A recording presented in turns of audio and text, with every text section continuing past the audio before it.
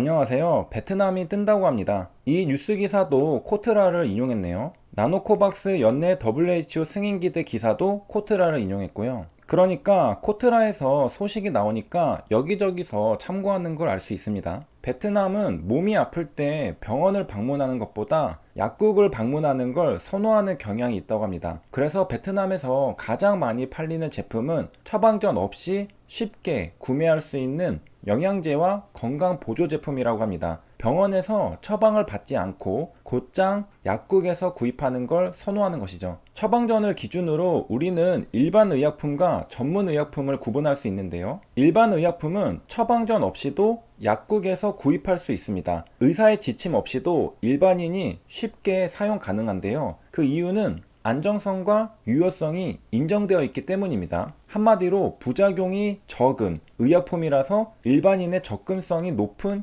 약입니다. 반면에 전문 의약품은 반드시 처방전이 있어야 구입이 가능합니다. 이유는 당연하겠죠. 부작용의 위험성이 일반 의약품에 비해 상대적으로 크기 때문에 의사의 진단과 지시가 필요하기 때문입니다. 일반인이 혼자 마음대로 사용하다가 부작용을 겪을 수 있습니다. 그래서 의사의 지침이 필요합니다. 그리고 HLB 제약이 8월 기준으로 의사의 처방전이 필요한 전문의약품 매출이 61% 증가했다고 합니다. 역대 최고 실적 달성을 눈앞에 두고 있습니다. 전년 동기 대비 61.5%라고 합니다. 일반 의약품과 전문 의약품의 분류 기준은 무엇인가? 법률에 나와 있는데요. 의약품 분류 기준에 관한 규정 제2조를 보면 분류의 기준을 설명해 줍니다. 전문 의약품은 의사 또는 치과 의사의 전문적인 진단과 지시, 감독에 따라 사용되어야 하는 의약품이라고 합니다. 이유는 부작용인데요. 부작용이 심한 의약품, 의존성이 있는 의약품, 내성에 문제가 있는 의약품 등이 포함됩니다. 대부분 제약사들은 최소 2개 이상의 품목을 전문의약품으로 내놓고 있다고 합니다. 전문의약품이라고 할 만한 약들을 보면 주요 품목에 항생제가 있습니다. 법률에도 내성에 문제가 있는 의약품이라고 하니 해당이 되죠. 시즌 오너 일가는 매도하고 증권사는 매수 추천한다는 뉴스 기사가 최근에 나왔는데요. 시즌의 주가를 보면 고점을 찍고 고점이 낮아지면서 최근에 전저점을 이탈했습니다. 확대해서 보면요. 10월 1일 시장이 무너질 때 시즌도 함께 무너졌습니다. 시즌은 9월 29일에 주식 등의 대량 보유 상황 보고서가 나왔는데요. 보고자는 천종윤 최대주주입니다. 보유 비율이 31.5%에서 30.97로 줄었습니다. 총 주식 수가 늘어서 그럴 수도 있잖아요. 그래서 왼쪽에 보유 주식 등의 수가 그대로인지 확인해 보면요. 453에서 176으로 줄었습니다. 보고 사유를 보니 장내 매매가 있었다는 건데요.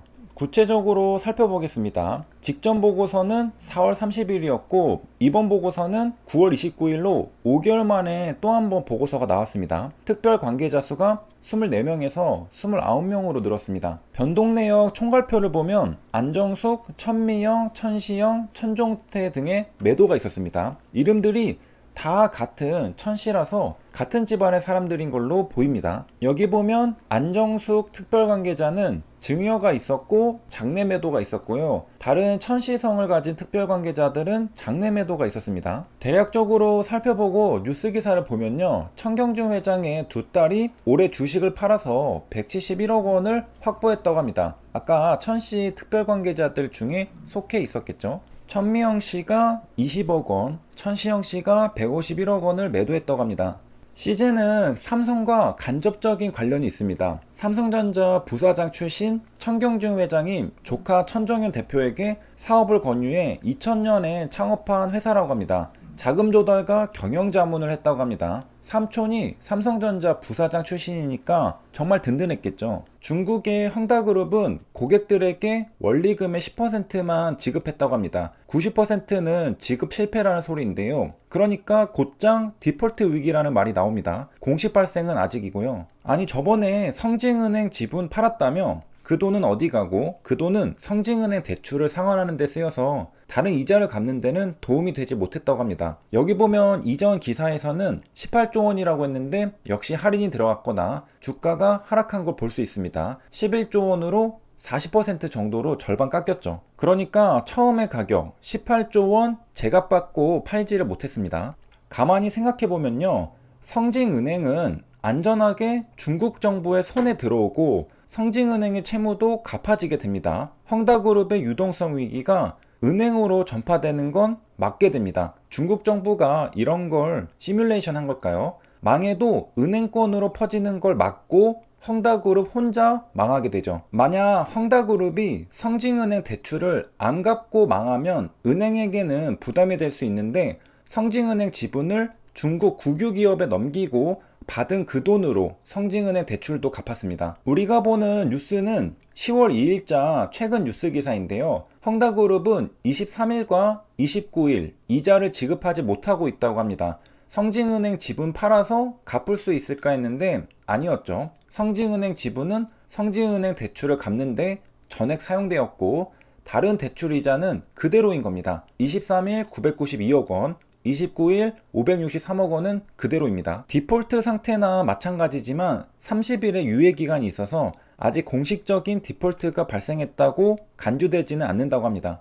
헝다그룹은 돈이 없다 보니까 건설 중인 아파트와 상가 등 현물로 대신 갚으려고 하고 있죠. 받을 사람이 있는지는 모르겠네요. 이거라도 받아서 손실을 보존해야 할지도 모르죠. 발등에 불이 떨어진 상황이지만 유예기간 30일 동안은 상황이 어떻게 결론날지 기다려야 할 것으로 보입니다. 그 중간에 유동성이 확보되어 문제가 해결될 수도 있고요. 이게 헝다그룹의 차트라고 합니다. 2020년도에 이렇게 위로 솟구쳤다가 이내 줄줄줄 흘러내립니다.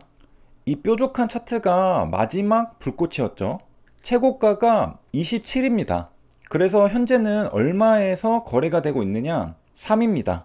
27에서 3으로 주가가 하락했으니 90%나 주가가 빠진 것이죠. 주가는 이미 반영을 많이 받았으니 추가로 증시에 충격을 줄 수 있을까? 이런 의문점도 있긴 합니다. 원래 문제가 없는 듯 하다가 갑자기 악재가 발표되고 주가가 폭락하면 문제가 될 수 있지만 헝다그룹은 이미 주가가 상당 기간 동안 많이 빠졌습니다. 과거에 신라젠을 생각해 보면요, 초반에 신라젠의 주가가 하락할 때는 시가총액이 크기도 했고 시장에 큰 영향을 줬습니다. 하지만 8천억대였나요? 시가총액이 많이 빠진 다음에는 증시에 큰 영향을 주지는 못했죠. 10월 3일은 개천절입니다. 그리고 다음 날은 대체 휴일로 쉬는 날이죠. 금요일에 주식시장은 하락했는데요. 충격이 아직 남아있는 듯합니다. 월요일에 하루 더 쉬고 나면 진정되길 기대해봅니다. 그리고 일주일만 더 기다리면 또 한 번 대체 휴일이 기다리고 있습니다. 직장인들에게는 꿈의 달이 10월 달이네요. 두 번 쉬니까요. 여기까지 시청해주셔서 감사합니다.